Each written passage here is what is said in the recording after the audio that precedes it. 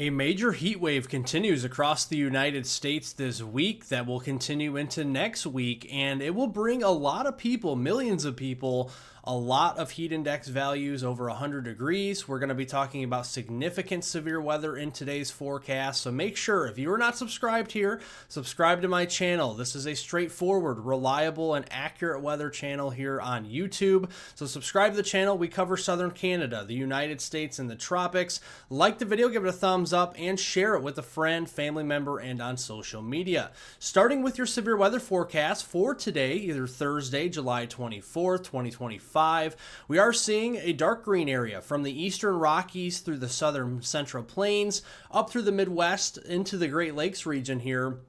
That's where isolated severe thunderstorms will be possible in the dark green. And the thing is, at least the tornado threat is less than 2%. So that means the tornado threat is very unlikely, mainly looking at strong wind gusts to 60 miles per hour and some quarter-size hail with any of those severe thunderstorms today. And then as we go into Friday tomorrow, notice how a lot of those areas that see the threat of severe weather in the central U.S.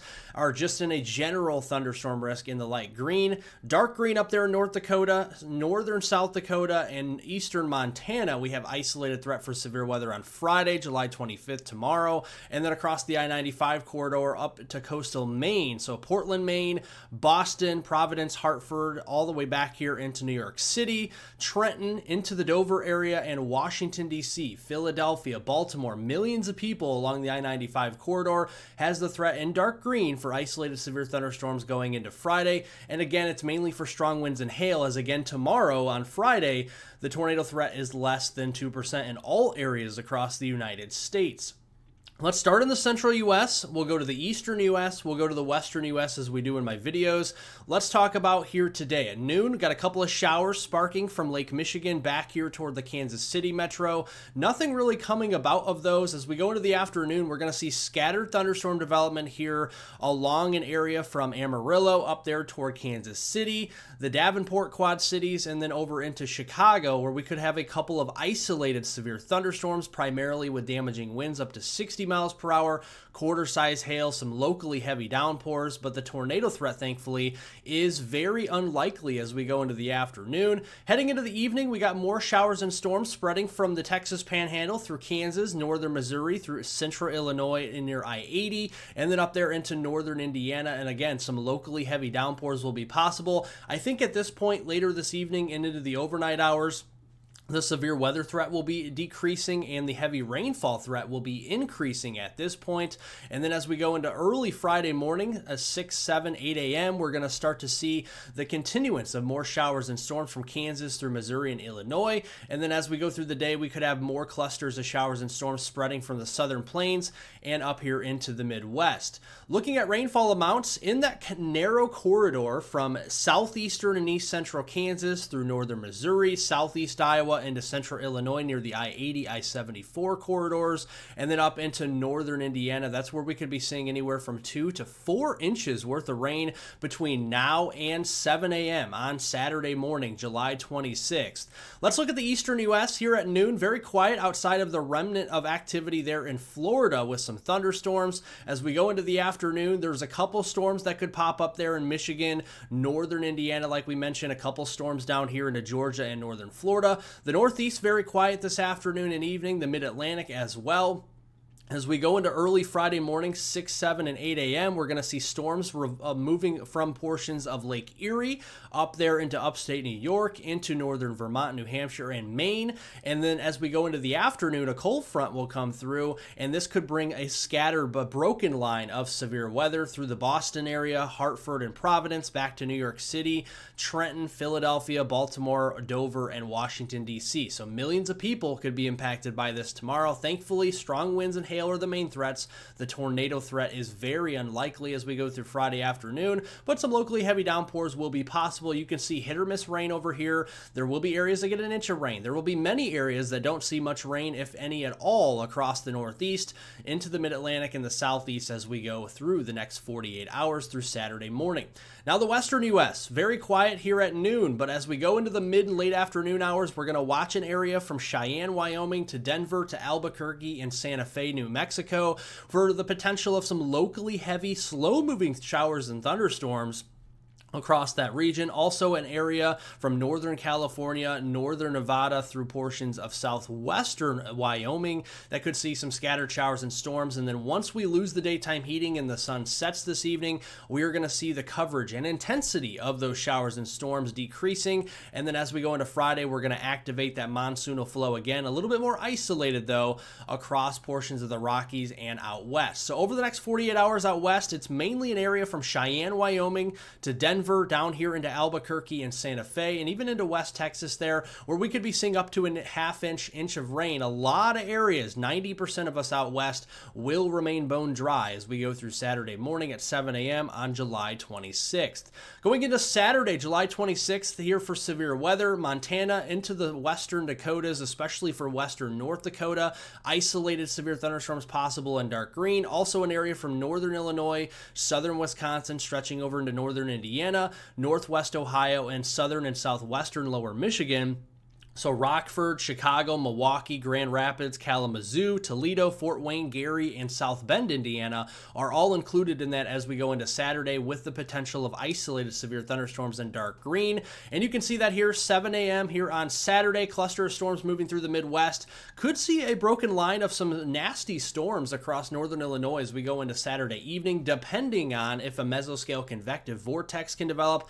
A mesoscale convective vortex is a mini low pressure system on the mesoscale, which won't be known until the day of the event. So we'll have to keep an eye on that as we go into Saturday. If that did form, we could see the potential of a localized corridor for tornadoes across northern Illinois, northern Indiana, and southwestern lower Michigan on Saturday. Otherwise, very heavy rainfall will be possible. Heading to the latter half of the weekend on Sunday, July 27th, a lot of storm energy building. This is your surface-based CAPE, your convective available potential energy. Notice the charcoal color here across the western Midwest into the high plains. This is 8,000 joules per kilogram of storm energy. And so Sunday morning, quiet, and then as we go into the afternoon, a cluster or a complex of showers and storms will develop across the eastern Dakotas into Minnesota. This could affect the Twin Cities region here and Rochester, Minnesota, with widespread damaging winds, large hail, and a couple of tornadoes. We'll keep an eye on that. Otherwise, a major heat wave will continue as we go through the rest of this week, as this ridge of high pressure that's been sitting and anchored across the southeast will kind of amplify a little bit and peak as intensity as we go into Sunday, July 27th. Here are your high temperatures expected this Thursday afternoon, July 24th. 90s, triple digits from Texas all the way up here to Lake Erie and the southern Lake Michigan. And you can see where the cold front is, not too far away from Chicago. Now, Chicago is going to be at 94 this afternoon, but 84 in contrast, and a little bit lower humidity there in Des Moines, up there towards the Green Bay area into the mid 80s. And then as we go into tomorrow, we're going to see that cold front slowly sag further to the south, bringing the heat along with it further south. And then we're going to see that heat rise again across the Midwest as we go into Saturday, but especially Sunday, with more of the 90s, even triple digits getting as far north as Nebraska and South Dakota. Now let's look at our overnight lows, because not only during the day are we going to be seeing the high heat, but even at night don't get much relief at all, with lows into the middle upper 70s near 80 at times. Areas circled out here, we could have record warm lows from the northeast, mid-Atlantic, all the way down here to the Gulf Coast as we start the day on Friday into the mid and upper 70s. Same thing as we go into Saturday and even Sunday as well. So a lot of warm mornings expected. So if you're getting your exercise, walking or jogging outside, running, whatever it may be, walking the dog, make sure to do that early in the day or late in the day, because it is going to be very hot there once we get to peak daytime heating late morning into the mid-afternoon hours. Now let's look here at next week, right? So we're going to see that ridge of high pressure retrograding, or at least expanding further to the west into the southern plains and the desert southwest. We're talking between Monday, July 28th and Friday, August 1st. And you can see where the warmest air will be. The southeast, the Carolinas in particular, further west toward the Red River Valley, including Oklahoma and Texas. And so we're going to be seeing that heat continue, where frequent cold fronts will come down from the north, from Canada, into the upper Midwest, northern plains, and Great Lakes. bringing some relief from the heat and the humidity. We always have to watch this, right? We have the displacement from the very hot and humid air to the south. We got some cooler, drier air to the north, and that displacement and the strong area flow in our jet stream could bring some stronger disturbances down off the northwest flow from Canada into the upper Midwest. And that, my friends, could bring some more heavy rainfall and severe weather as we go into next week. Monday, July 28th through Friday, August 1st is the time to watch across the Dakotas, Nebraska, maybe a little bit further south by the time we get to the middle and latter half of next week into Kansas and Missouri, into western Illinois and Iowa. We'll be keeping an eye on the threat for severe weather during that time frame.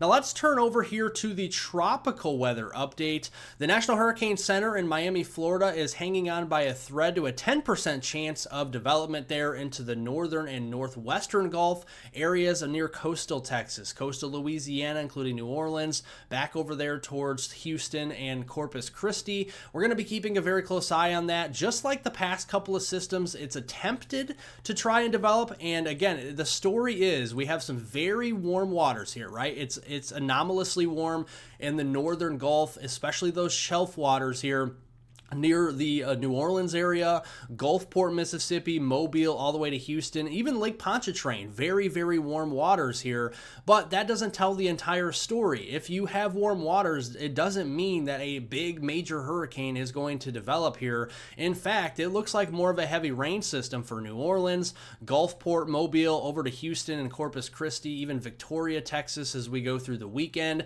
And rainfall could be piling up in spots there. So I'm not saying flash flooding can't happen, but it doesn't look like a big wind system, not a big tropical storm, hurricane, or anything like that. So if you live in Mobile, over here to Gulfport, Mississippi, New Orleans, and then over here into the Baton Rouge area, Lake Charles, Houston, Victoria, and Corpus Christi, Texas, just be mindful that you could see a few inches of rain between now and Monday morning at 7 a.m. on July 28th, and that could cause some flash flooding, pretty much on the order of about 2 to 5 inches here in a widespread scale.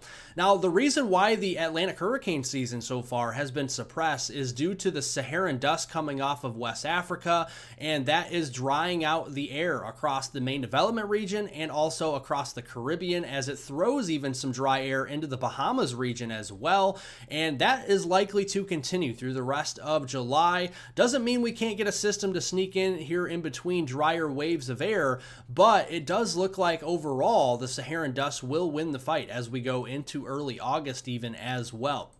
Let's look at the East Pacific Ocean. 40% chance and a little bit increased odds from when we last talked yesterday, up from 20-30% now to 40%. It's south and east of Hawaii. We'll continue to watch this. It's getting a little bit closer to Hawaii, but not raising the alarm bell at all. No reason to panic, so make sure to keep an eye on the forecast. We'll keep you covered here at Weather on the Go, but right now nothing for Hawaii is expected over the next 7 days.